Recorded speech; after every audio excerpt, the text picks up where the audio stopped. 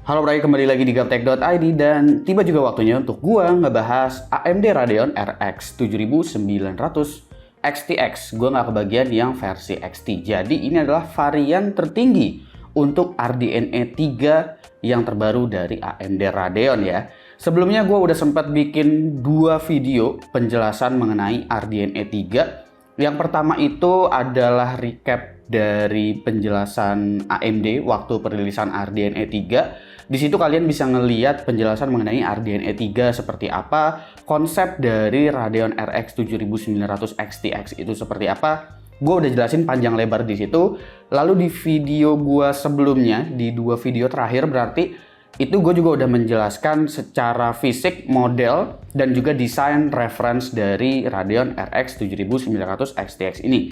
Jadi mungkin pembahasan di video gue akan lebih banyak ke performance-nya. Dan karena gue hanya ngetes ini kurang lebih sekitar 2 hari lebih, bahkan nggak sampai 3 hari, jadi testingnya memang belum selengkap itu.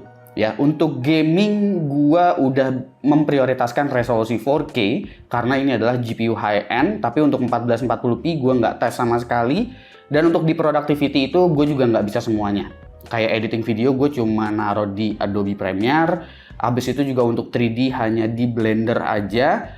Dan untuk encoder pun hanya di OBS aja, itu pun belum sempat ngebandingin dengan 4080.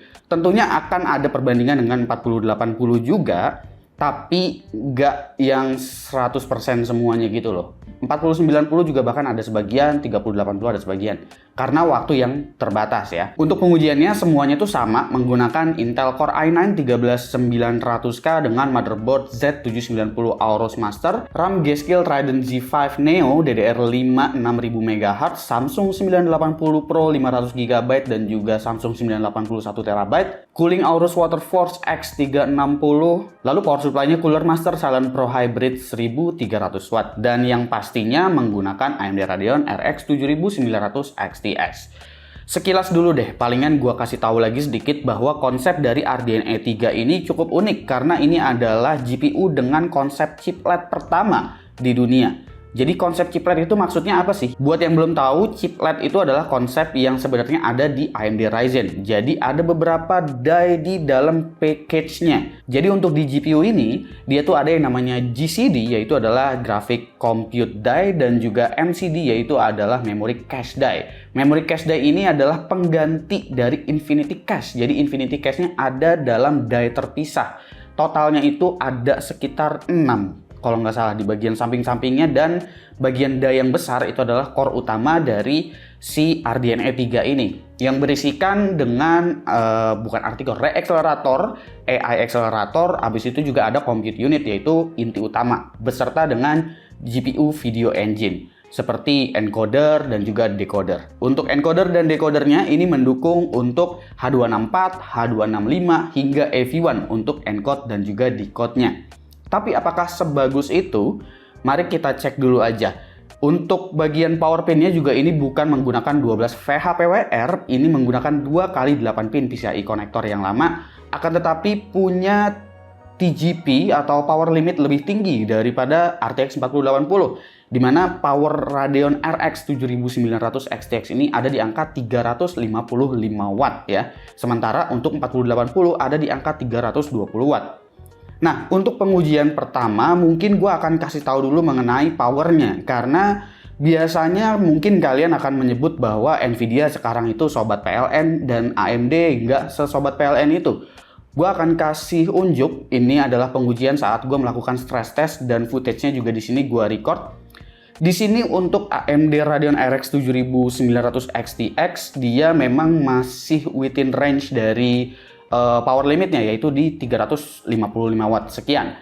Tapi ada satu hal yang menjanggal di sini, di mana Radeon 7900 XTX ini dia ada power yang spikes gitu, bahkan sampai 500 watt lebih, sekitar 400 atau 500 watt gitu. Tapi itu nggak konstan ya, itu powernya benar-benar spikes hanya beberapa milisecond aja, nggak nyampe 1 detik.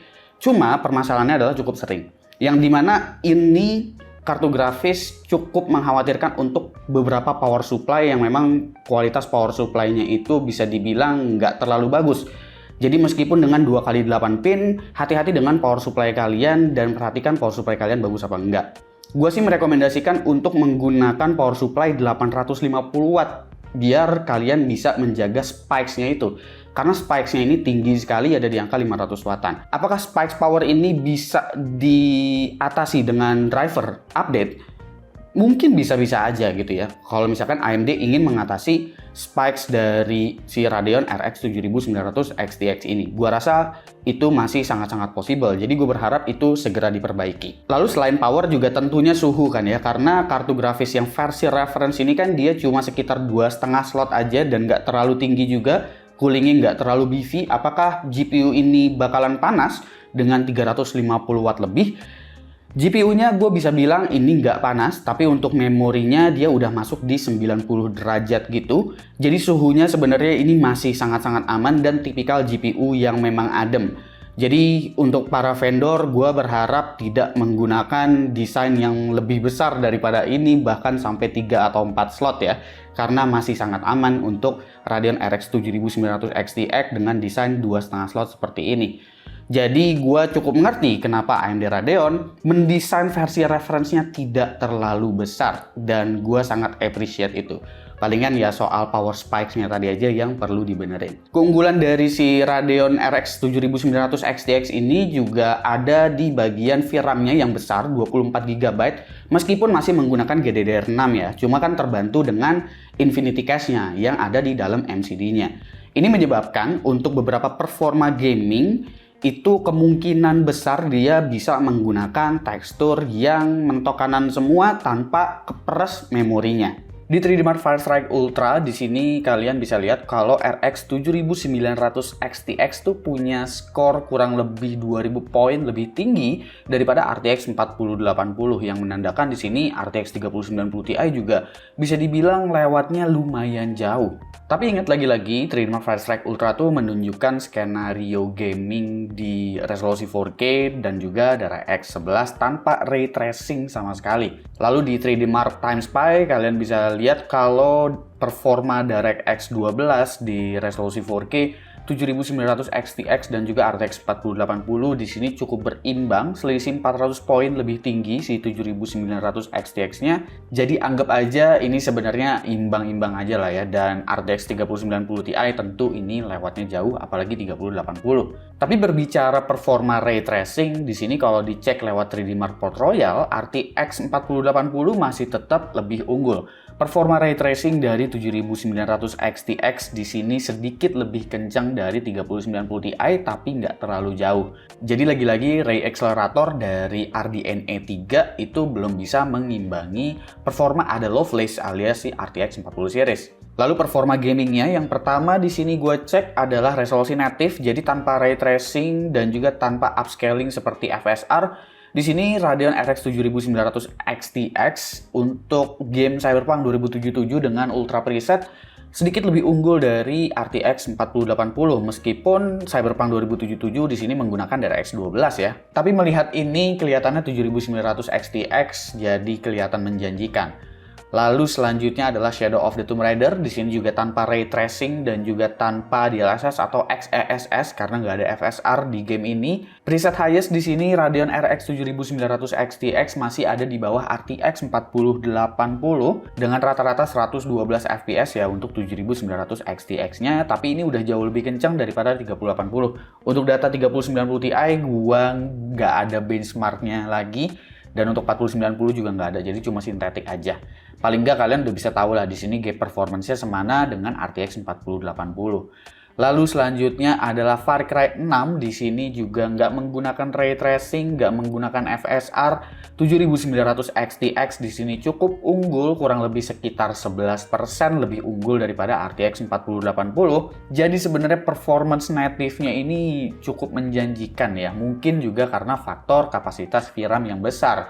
Sehingga dengan preset yang mentok kanan semua, VRAM-nya masih cukup lega. Horizon Zero Dawn dengan preset Ultimate tanpa FSR ataupun DLSS, RTX 4080 masih lebih unggul sekitar 13 FPS.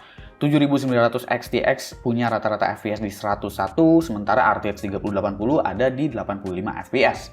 Death Stranding ini menunjukkan hasil yang kurang lebih imbang dengan preset highest RTX 4080 ataupun 7900 XTX hanya selisih 1 FPS aja. Gua rasa ini hanya minor banget sih, mungkin kalau diulang-ulang ya bakalan imbang juga. Lalu kali ini kita masuk ke ray tracing performance, dan di sini untuk ray tracing gua udah menggunakan upscaling fitur ya, seperti FSR. Karena seperti yang kalian lihat tadi, game seperti Cyberpunk 2077 tanpa ray tracing aja FPS itu nggak terlalu besar. Yang menarik dari RTX 4080 itu performance ray tracingnya masih sangat kencang, apalagi ditambah dengan FSR 2.1 yang dimana sebenarnya itu adalah fitur dari AMD. Selisihnya lumayan jauh, bahkan untuk performance ray tracing bisa dibilang 7900 XTX di game Cyberpunk 2077 udah mulai megap-megap. Performance-nya kurang lebih mirip-mirip seperti RTX 3080 aja. Lalu Shadow of the Tomb Raider menggunakan Ray Tracing Ultra, presetnya masih highest, dan di sini gue menggunakan XeSS untuk upscalingnya, bukan DLSS karena DLSS hanya ada di Nvidia aja ya gitu ya. Di sini juga performance-nya masih ketinggalan dengan RTX 4080 meskipun nggak terlalu jauh sih sebetulnya. Tapi nggak seperti Cyberpunk 2077 tadi yang performanya itu jadi mirip-mirip kayak 3080. Di sini performanya cukup baik lah untuk performance ray tracing-nya. Masih sesuai dengan benchmark sintetik yang tadi kita lihat. Lalu di Far Cry 6, ini mungkin satu-satunya game ray tracing yang unggul dari RTX 4080. Di sini selisihnya sekitar 10 sampai 15 FPS ya, tergantung nanti skenarionya kayak gimana. Jadi emang masih inkonsisten aja gua rasa performance ray tracing dari si RX 7900 XTX ini. Lalu di productivity ini untuk Adobe Premiere. Adobe Premiere di sini gua rasa masih belum mendapatkan update yang optimize untuk OpenCL dari si RDNA 3. Jadi di sini kelihatannya jauh banget antara 7900 XTX dengan GPU-GPU lainnya yang kalian lihat di sini. Gua rasa kayaknya RDNA 2 aja nggak selambat ini gitu ya. Jadi gua rasa di sini Adobe-nya aja yang masih perlu nunggu update. Lalu di Blender juga ini untuk kemampuan GPU rendernya masih bisa dibilang loyo karena masih berada di bawah RTX 3080. Tapi ya ini seperti biasa, Blender memang sangat kuda sentris gue menyebutnya, meskipun Blender punya yang namanya AMD ProRes juga. Kali ini juga AMD udah punya hardware encoder untuk AV1, jadi kalian bisa menggunakan GPU untuk record dengan AV1 ya, selain AVC atau HEVC alias H264 atau H265 di OBS. Tapi tentu untuk streaming itu belum ada pilihannya, jadi pilihannya masih H264, H265 atau X264. X264 itu CPU, H264 bisa pilih dari GPU. Bahkan H265 pun belum ada. Ini dari OBS-nya, bukan dari GPU-nya yang memang belum support. Untuk recordingnya di sini yang gue cek adalah quality ya, dengan bitrate rendah. Kenapa dengan bitrate rendah? Karena dengan bitrate rendah ini bakalan kelihatan sebenarnya kualitasnya bagus atau enggak. Di sini gue langsung bandingin aja hasil dari H264, H265 dan juga AV1 untuk hasil recordnya semuanya menggunakan bitrate 8000 kbps. Kalian bisa lihat di sini kalau kualitas dari AV1-nya itu belum segitu baiknya ya. Kalian bisa ngelihat di situ kayak ada gambar yang agak-agak pecah ketika menggunakan bitrate rendah, yang dimana seharusnya AV1 ataupun H265 di bitrate yang rendah dia masih tetap bisa menjaga kualitas yang bagus. Sementara di sini kualitas dari AV1-nya belum sebaik itu, dan gua rasa ini masih harus dibenerin lewat driver aja sih. Bahkan gue bisa bilang di sini kualitas paling bagusnya malah ada di H264-nya, yang dimana harusnya H264 dengan bitrate kecil harusnya tidak sebagus ini gambarnya, tapi ternyata di resolusi 4K recordnya gue zoom begini masih nggak kelihatan pixelate gitu, sementara H265 dan AV1-nya malah pixelate ketika resolusi 4K-nya ini gue zoom digital gitu ya. Oke, itu dia ya untuk Radeon RX 7900 XTX. Bagaimana untuk kesimpulan gue dan juga harga? Untuk harga sih jujur aja belum tahu karena belum ada brand partner yang masukin. Tapi nanti dari brand partner kayak ASRock, Asus, Sapphire, PowerColor, dan lain sebagainya, MSI, Gigabyte, dan lain sebagainya itu mereka juga akan jual versi reference yang sama persis seperti ini. Jadi beda boxnya aja. Jadi gua rasa kayaknya cuma minjem pabrik gitu AMD-nya atau gimana, gua kurang ngerti. Yang pasti bakalan dijual versi reference, cuma AMD bilang itu akan sangat terbatas, hanya satu batch aja. Untuk harganya sendiri, ini gua rasa masih di bawah 20 juta rupiah yang pastinya ya. Gue berharap sih sekitar 16 atau 17 juta berharapnya, semoga tidak digoreng sama toko-toko atau sama para distributor.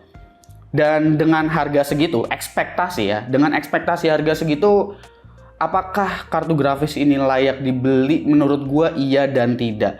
Gua nggak bisa ngerekomendasikan RX 7900 XTX ini dikarenakan secara overall sampai ke skenario productivity, tentu RTX 4080 itu jauh lebih menjanjikan meskipun dengan harga sekitar 21 sampai dengan 22 juta gitu ya. Tapi untuk kalian yang memang mengincar performa gaming only gitu ya, dan mengesampingkan soal productivity-nya, RX 7900 XTX ini punya performa yang menjanjikan selama kalian nggak menggunakan ray tracing. Bahkan gue bisa bilang performance ray tracing-nya sebenarnya udah sangat improve, dimana kali ini AMD udah bisa bersaing bahkan lebih kencang performance ray tracing-nya daripada RTX 3090 Ti. Dan pastinya satu catatan lagi adalah mengenai AI acceleratornya yang belum tahu dimanfaatkan kemana untuk si RDNA 3 ini. Disebutkan AI accelerator itu fungsinya untuk sebagai AI encoder, tapi gue tidak melihat improvement apa-apa di software seperti Adobe Premiere atau bahkan di DaVinci Resolve. Gue sempat ngetes juga, itu nggak sekencang itu performanya. Apakah dari softwarenya memang belum ada update? Sepertinya sih memang belum ada update. Dan apakah memang dari AMD-nya sendiri yang memang secara driver belum mendukung itu?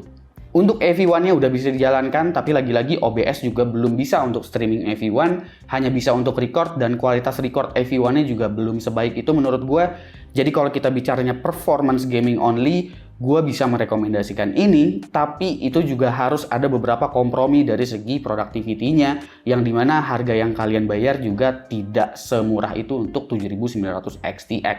Tapi dalam konteks untuk ngelewatin 3090 Ti atau 3080 Ti, tentu pilihannya hanya ini, solusi yang paling tepat. Apabila kalian mau game mentok kanan 4K 60 mungkin, ini satu-satunya solusi ketimbang 4080. Tapi ya kalau kalian ada 3D rendering, video editing, manfaatin TensorFlow dan lain sebagainya menggunakan Tensor Core atau AI, tentu RTX masih lebih menjanjikan daripada RDNA 3. Yang gue salut dari AMD di sini ada beberapa poin yang memang AMD cukup berani, seperti mereka sangat pede dengan GPU temperatur mereka. Lalu mereka juga sangat pede dengan raw performance mereka, di mana performance native resolution-nya tanpa ray tracing itu juga bahkan jauh lebih baik. Yang sebenarnya di benchmark sintetik kita udah bisa ngelihat ya bahwa performance dari X11 ataupun dari X12 di resolusi 4K itu udah bisa ngelewatin RTX 4080 bahkan. Jadi gua rasa dengan adanya improvement driver lagi ke depannya, harusnya RX 7900 XTX ini semakin bisa bersaing, karena driver yang gue coba ini adalah driver yang masih awal banget.